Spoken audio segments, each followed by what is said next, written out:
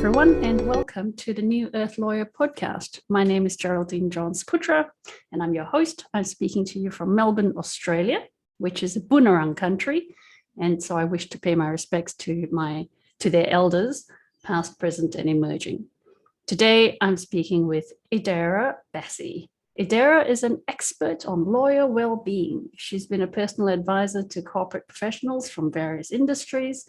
She's been retained by legal professionals nationwide on matters of executive performance, personal growth, values alignment, stress reduction, and wellness since 2002. She has a JD and an LL.M in public international law from the University of Georgia.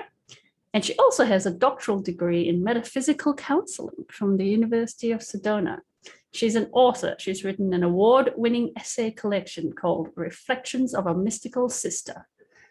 She also has an upcoming book that's entitled When Thinking Like a Lawyer Fails, Rewriting the Rules for Your Lawyer Life. And that's scheduled for release pretty soon, coming up in the first quarter of next year. So Idara, thank you so much for joining us. Thank you so much, Geraldine. It's a pleasure to be here. I wanted to talk first about the books. So I actually didn't mention in the intro that you've also contributed to a book that was issued by the American Bar Association called Lawyers as Changemakers, which is a book that I've actually spoken about on this podcast before. I had Kim Wright as my first guest, and she's the author of that book. So you've done quite a lot of writing. And something I really enjoy doing. It's one of my ways of making the world make sense. It helps the world make more sense. So I've been doing it for a long time. And so Reflections of a Mystical Sistah was not a law book per se. Can you tell us about that? That was an interesting book. There's a story behind how it came to be to begin with, as there is with many of the things that I get involved in. It is a channeled book. The entire book has been channeled. And it was a situation where I had just left Washington, D.C. on an intuitive sense that something was going down. And so I wrapped up my life there and moved across the country to California. It's a state where I knew, city where I knew no one. And it just so happened that I wrapped up everything in time to depart Washington, D.C. the day before September 11th. Oh. So, yeah. So that was, that timing was pretty, it really made me think, obviously, as it would anyone, that somehow this intangible knowing or understanding that something was afoot would lead me to take that type of action. And so you can't necessarily just go along as business as usual after you go through an event like that. Okay. And the intention was to continue my work as I had done in Washington, and my attempts to get something going did not really yield any fruit. And I didn't necessarily have to work right away because I had sold my house before I departed. So I had some funds to live off of before I figured out what I wanted to do. And I sat down and thought, one thing that I really wanted to do was write. And so my spirit guides literally sat me down and said, hey, sit down. And every morning for about a month, pieces of the book just kind of tumbled out. So it turns out to be a collection that speaks about the value of listening to your heart, and touches on aspects of my journey from being a corporate lawyer to a spiritual seeker and a creative spirit. And the way that the book is organized, it's that you can divide it up into different topics and decide, what subject area you want to hone in on. It's really, it lends itself well to deep introspection if you are in, the market for such. But it was such a incredibly powerful transmission that my job was just to stay out of the way and just let it flow. And so that turned out to be my first book. So there are a few things that happened at around the same time. You were moving jobs or moving cities, moving away from a job. You happened to do so at the most monumental, momentous time, just before anyway. And then you started channeling, or had you been channeling up to that point? I've been working with my spirit guide since the late 90s. So we definitely had a conversation going. It really started off with when I adopted a regular meditation practice in 1996. So that's pretty early, Idara. I mean, that's yes, it is. earlier than most awakeners that I speak to. So I'm a late awakener compared to you, because I sort of woke up around 2008, 2009, but you were in the 90s. What was that like? Well, I think it really has to go back even further, because I feel like I came through law school. I went through that experience and came out the other end more intuitive than when I went in. Okay, that is unusual. That's the it is opposite of unusual. everyone I've had on this show. It is unusual. And the reason why I would make that claim, even though I may not have fully understood it at the time, is that during my first year of law school, I almost felt like I adopted an observer stance. I saw all these things happening around me, a lot of frenzied energy. And I just made a decision that, I'm not going to let this experience fundamentally change what I feel about myself as far as my inherent worth, and also change me into a person that I do not recognize. Mm-hmm. Because the pressure of the competition, I noticed around me, were changing people into people they probably would not have recognized if they did a comparison. I mean, for example, there was always the group assignment that relied on one book in the law library, and inevitably it would either get stolen or somebody would rip out the relevant page with the answer or whatever. Yeah. And I was always curious about, what is it about this energy of this experience that's turning that person into somebody they might not even recognize, if you understand the question. I do, because it happens also after you leave law school and you get that's into the certain thing.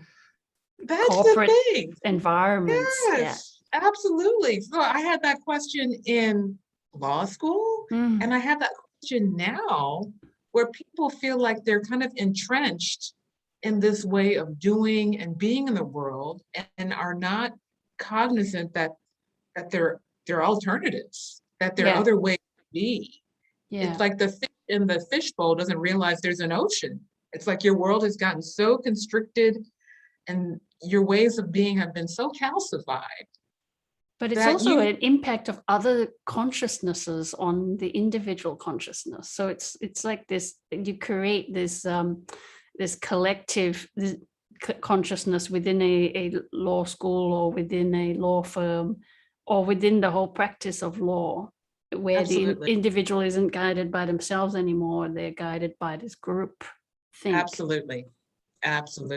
Yeah. And oh gosh, I could tell you what I think about groupthink, but that's a whole nother conversation for us. So this was your realization in law school, that, look, there's actually, people are being changed, their personalities are being changed. Absolutely. I mean, literally my first semester, I just saw this disconnect. I felt this disconnect. I saw these people around me. You can think of maybe like rats running around them, but they just happen to be wearing blue suits, and they happen to be chasing an associate job. Yeah. Because that was the golden. I know, it's the same in Australian law schools. We chase our trainee positions, or article positions, as we used to call them. And so were you in contact with your intuitive side at this point, or was that developing? I don't think I would term it quite that way, but I think I'd adopted an attitude of, okay, if I have to get through this experience, I have to adopt some inner resources, or cultivate some inner resources, or I'm going to get eaten alive, basically. So I don't know where I would call it intuition, but I just knew. And then I'm a woman of color. I'm going to school in the South, Mm. males everywhere. There was not a built-in constituency of people who were cheering me on, per se, saying, okay, we're good. We wish you the best and we're pulling for you. Oh no. In fact, I was not necessarily very welcome Yeah. there. Yeah. So I just knew that without this support from outside or externally, I have to depend on myself.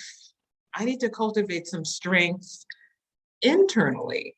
Now, while that kind of manifested in a meditation practice and study of actual energetic modalities after I had gotten out of law school, but the orientation, the practice of regularly looking within, I think the seed was planted while I was in law school.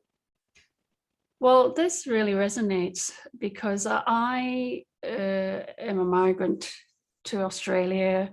When I went to law school, people who looked like me, I was an international student, a fee-paying international student. People who looked like me tended to go back home to wherever they came from.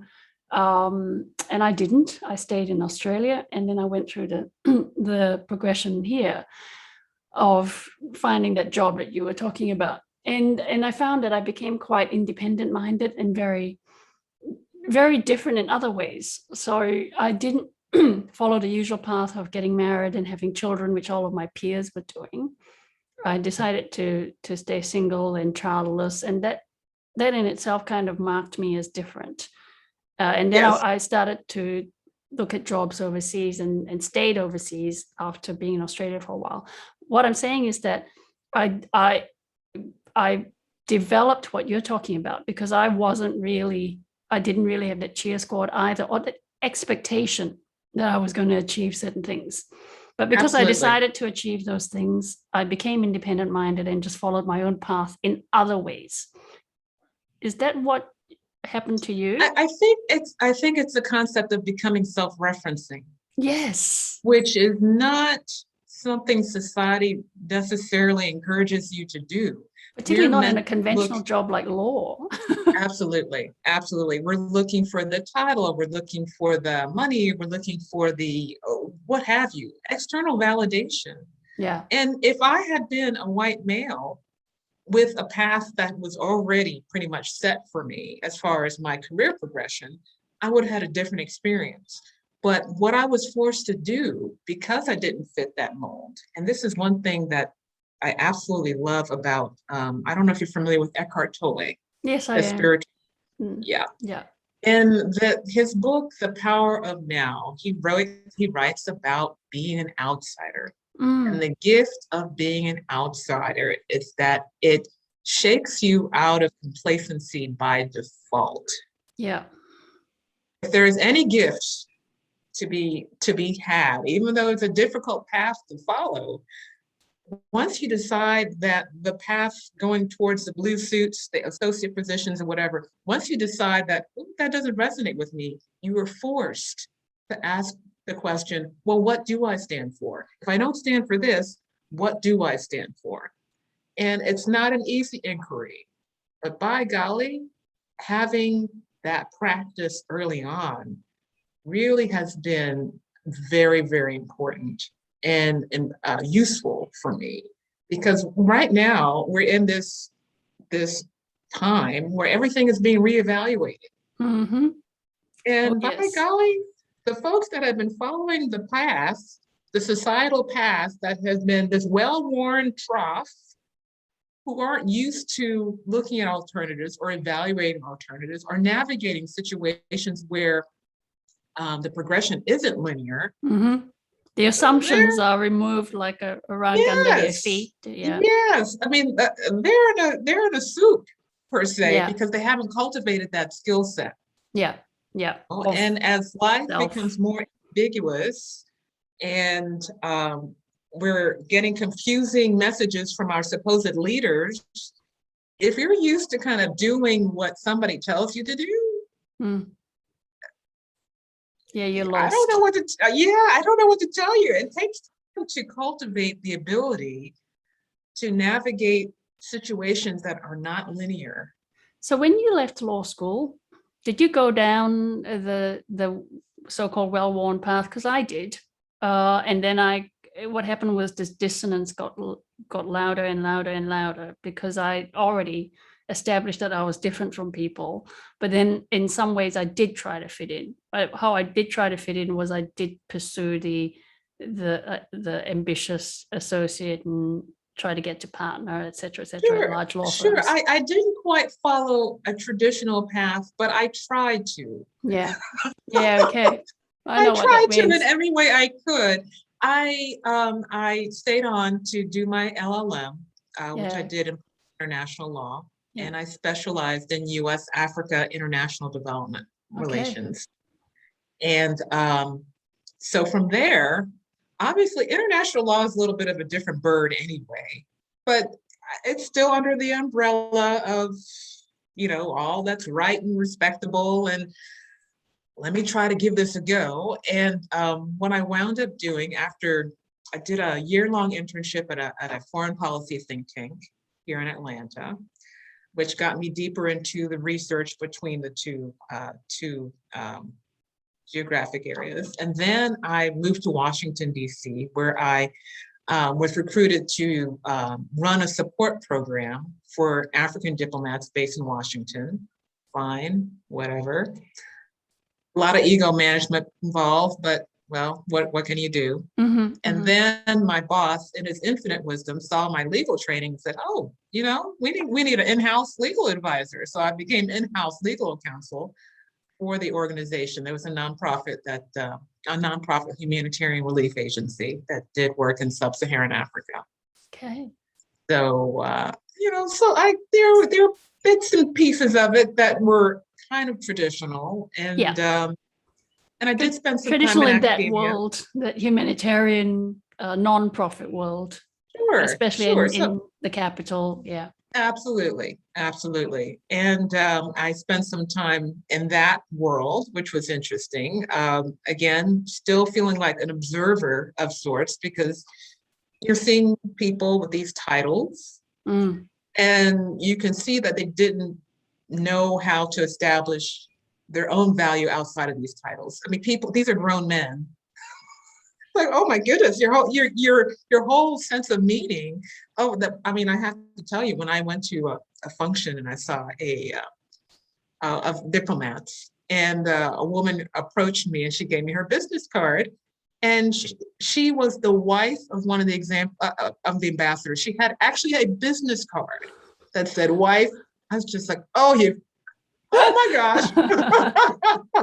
I couldn't believe it, but I couldn't laugh in her face, but I'm just like, this woman is serious. It's a business card that says wife. She said, this is her title in life. I'm like, okay, well, it's nice to meet you too. And then I did spend some time in academia, almost 10 years teaching international law as well. Okay, so it is extremely. I tried. Your CV is very impressive in the conventional way, as well as now I want to get to the part of your CV that's different, because the part that pops out reading it is that you have a doctoral degree in metaphysical counseling from the University of Sedona, which, as I said to you before we started recording, is a place I'd love to go to. Because I hear how magical it is. So tell us how that happened, because you've started to tell us about moving away from the Washington scene. Well, yes, I would like to pick up at that point, because at the time when I tried to replicate my career in Washington, when I was in California, obviously nothing was panning out. So I started writing, and which yielded the book that we were just referencing. And I had time on my hands, obviously. So I thought, well, I've always wanted to do more formal study of metaphysics, and I certainly have time to do it. So that's when I enrolled in the doctoral program at that time. And what did you get out of it? Was it did you, in studying metaphysics as a subject, did it enhance your own metaphysical capabilities? Absolutely. Absolutely. Because what I was doing, my thesis research in particular, was I was looking at how energy manifests in different corporate settings. I was looking at corporations as an energetic entity because I wanted to see how people can live out their spiritual truths in this environment. Is it possible? How that happens? Yeah. And What did you this is around the find? I just was having a blast with it, Okay. really. I mean, I had no idea where I was going with it, where it was going to go, but I was deeply invested with looking at these entities as an energetic statement, Yeah. basically. Yeah, because they are just like a country Yes, has its own very much so. energy, its own collective consciousness, a family does, a town or Absolutely. whatever, even a neighborhood, a corporate definitely does. Definitely. And I can Indeed, vouch for that, having been in different environments. indeed, We indeed. And call this it was around culture, the but it's actually a collective consciousness. yes, indeed. And what happens is, in fact, what one thing that was very interesting is that there were portions of my thesis that were channeled. And Oh, yeah, so that is a so I made first. so I made that clear to the panel that was evaluating my thesis to say, hey, look, when you see these portions of the thesis that are in italics, these are from, channeled entities. They don't wish to be identified at this time, but I want you to know that, this is going alongside, the traditional research. And obviously, because of the company I was in, that wasn't a problem. But the ideas that I was exploring were channeled. And then I picked up, supporting research to expand upon them or what have you. But there was one quote that really kicked things off, and I'll read it to you because I still remember it because it hit me like a ton of bricks. It's like the downfall of a corporation is a potent example of what happens when unhealed individuals hold leadership positions. Well, that's many places that I know, and we see it repeat time and time again. Yeah. Yeah, you're right. So That's very yes, powerful. I'm just like, when I read it, I looked around to see, is the world spinning? Is anybody, So because then, it's knocked me out. It's like, it made so much sense. yeah, because you extrapolate it to not just one company or one firm, you extrapolate it to the Collective, whole, to collective. industries, as well as the whole way our economy functions, especially in these times. You talked about the uncertainty, but also as people become more and more awake and aware of what really goes on underneath the nature of reality, it can't They talk hold. about, the concept of seeing how the sausage is made. I don't know whether that translates in your Yeah, cultural, yeah, it does. We but have plenty of what's sausage factories happening? here. Yes, yes, what's happening? I don't know if you've even heard of this concept as well, the Great Resignation of 2021. What's Yeah, so happening? I have, yeah, I Yes, have heard of it. literally. I mean, I'll Mass expand upon numbers. it for Yeah, those who have not heard, but literally within, they're expecting about 40, up to 40% of the current working population is planning to leave their current positions within a year. yeah, And I mean, companies are freaking out because they're just like, okay, let's throw more money at this, or what can we do, or what have you. We've been working at home during the pandemic for almost a year and a half now. mm-hmm.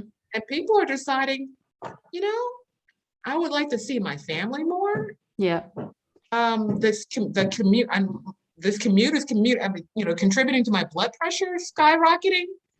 I just had no time for exercise or taking care of myself.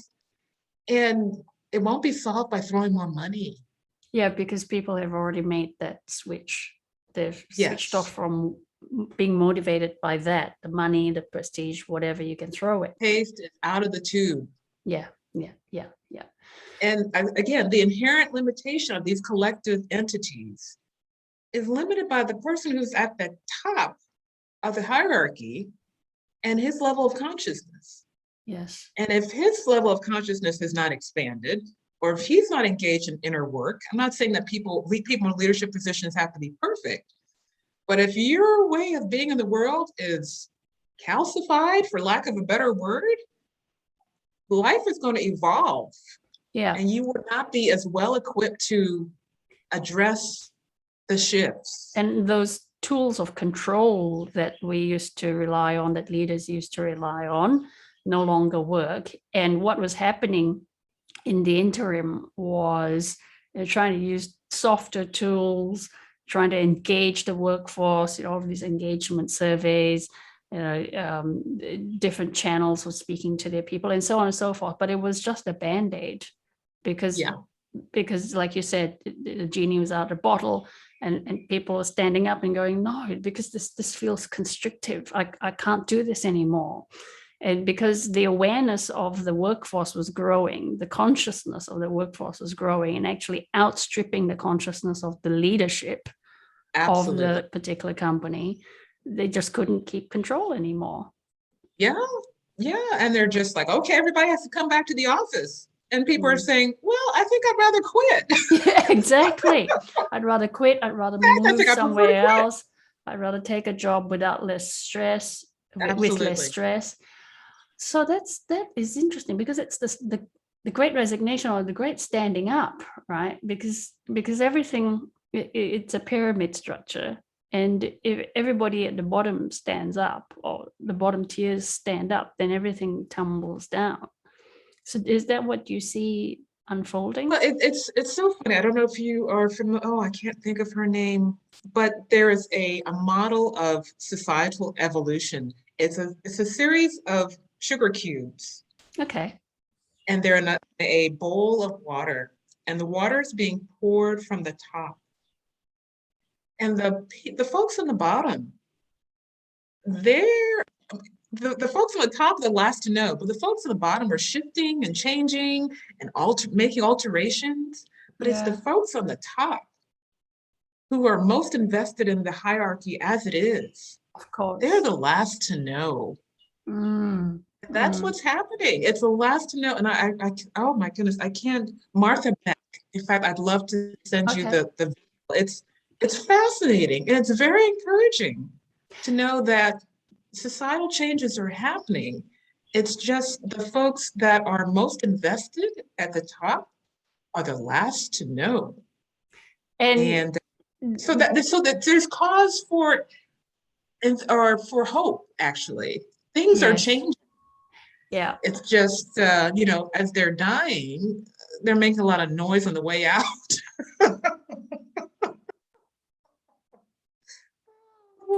So tell us about now what you're getting into, which is your new book. So your upcoming book sounds like it's going to be really interesting against the backdrop of all that we've been talking about, which is rewriting the rules for being a lawyer.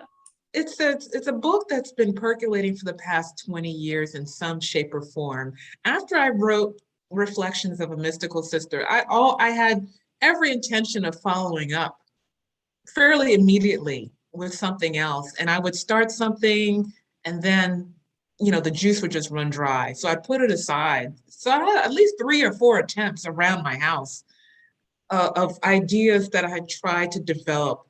But as the case may be, the best way is to allow it to flow rather than try to impose some kind of, you must write something. And so this also predictably came out fairly quickly. The initial draft probably took maybe about 2 months or so, but it was 150 pages, thereabouts. But the idea is that now that we're in this period of reevaluation, it's worthwhile as a profession to realize the limitations of thinking like a lawyer. And what do you mean by thinking like a lawyer? I have an idea what you do mean by it. But... Okay. Well, we've all spent a lot of time, energy, must I say, money, becoming steeped in this way of evaluating situations before us. This logical, linear thinking capability. In fact, in the United States, we have this IRAC. You've got your issue, you've got your rule, you've got your application and your conclusion. This is how we problem solve. But the kind of questions that we are being forced to encounter now make it very clear that that way of problem solving has its limitations. And that can be a big, very difficult for people in our profession to swallow, because you've invested so much time in cultivating this way of problem solving or thinking or being in the world. Society has rewarded you so handsomely for being in this way. But by golly, the profession is in a bit of a crisis, if you haven't noticed, as far as chronic stress, depression, suicide. So these are questions that we all of a sudden have to face. And we haven't cultivated a skill set that would help us meet the challenge, the current challenge. So, thinking like a lawyer, it failed. It has failed you on some level. So what are some of the different ways we can think to make sure that we're meeting the challenges of the times we're in? Well, I'm a very big fan of cultivating one's intuition. Mm-hmm. I had started to do some local CLE courses here in Atlanta about cultivating your intuitive abilities. The idea being that if you're strictly coming out of your left brain, your logical brain, your analytical thinking brain, well, you will definitely come to some answers. And I'm never going to advocate that people throw that capacity out the window. But if you bring in the right brain alongside of it, you have more of an ability to fully assess what's on your plate holistically. Yeah. So you cover more of the bases. You expand your definition of what constitutes information. And to that end, you can become a better lawyer and you can become a more fulfilled person. Mm-hmm. You're joining up all the parts. Absolutely. Absolutely. And that is, again, that can be kind of a difficult proposition for people that are used to being in the world one particular way. But there is a wonderful quote by, one of my favorite quotes by Albert Einstein, and I'm going to paraphrase a little bit here. The level of consciousness that created a situation is not the level of consciousness that's going to take you beyond it. So you think about all the skill sets that you have cultivated up to this point. All the practices, the habits, or what have you, everything that's in your toolkit, your life toolkit has gotten you to the point that you are now. If you're interested in moving beyond that, taking your life, taking your work to the next level, you're going to have to do something different. You're going to have to add something new to the sauce or cultivate a new tool. Mm-hmm.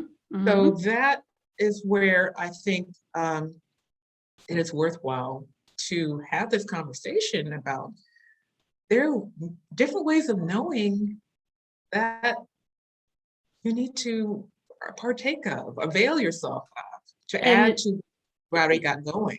Is any part of that book channeled? Not technically. Okay. Not technically. Yeah. But in the sense, we're all serving as conduits for something greater. Well, that really brings me to a question of how often do you check in with your guides, and are you finding any changes in how that information is coming to you in these times? That's a very interesting question, because when we're in a situation like we're in now during the pandemic, it's very tempting to just say, hey, look, how long is this going to last? Mm-hmm. I want to know. And that's not the right question to ask. That's definitely the impression that I've gotten in dialogue. It's not the question to ask. And there's this phrase that just cracks me up every time I hear it. It's like you play stupid games you win stupid prizes. That's not a good game to be playing. It's not a good question. It's not an empowering question to The ask. question is, what else do I need to grow? Yes. Absolutely. I mean, if you come from a place of trust that the universe knows what it's doing, the focus really should be, what am I meant to learn from this situation? What kind of person am I to grow into in this situation? Not, is this going to be over by March? Because I had tickets to see, Elton John, and I wasn't sure. Yeah. So that's definitely the question. I mean, that's definitely the impression that I've gotten, which I've noticed, and I'm trying to come to some peace about that who knows? Well, I'm looking forward to reading that book. It sounds like a fantastic book. And I actually think that a lot of what I talk about on this show will be addressed by that book, because this is exactly it. We're seeing lawyers en masse say we want a different way of doing things. A lot of people who have spoken to me after hearing episodes or watching episodes of this show say, that really resonated, because I've been thinking I want a career change, mostly young lawyers. So yeah, congratulations. I'm looking forward to it. I'll put a little plug of it in the information below if you're watching it on YouTube. And I wish you all the best too with your journey with the guides. And Absolutely. I'm sure they've got lots more that they're probably not quite letting you know right now, if they're anything like the guides that we all have. And I think the key is to be okay with that. That you are being given exactly what you need to know at this particular time. Yeah. And if it's not in your awareness, either you can't handle it right now, or you got other things you need to attend to. It's almost as if you're looking at the world from the top of, looking down on the world. Yeah. Spirit, universe, whatever you want to call it, can see the big picture, but you can necessarily a little slice of it. Yeah. And you probably might be very attached to how that slice should unfold and how it should look and the timing and whatever. And that's all fine and good. But, attachment is a recipe for suffering, as we all know. That's the basics. If we can kind of withdraw, if we can kind of pull back a little bit and say, okay, I trust that I'm being led, or a way will be found, or the answers will be provided when it's necessary, and we can go from there. Idara, thank you so much for sharing space with us. It's been a pleasure. Yeah, I had a wonderful time.